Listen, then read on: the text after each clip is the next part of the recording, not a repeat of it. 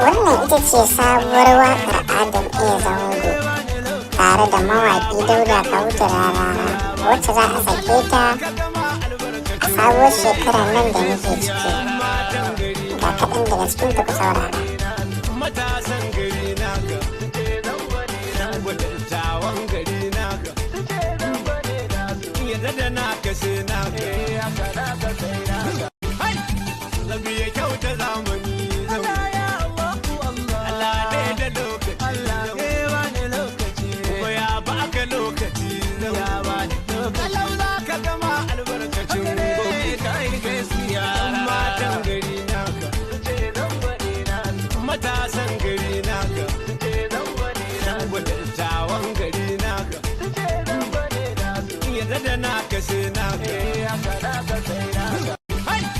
Labi ya kyauta zamu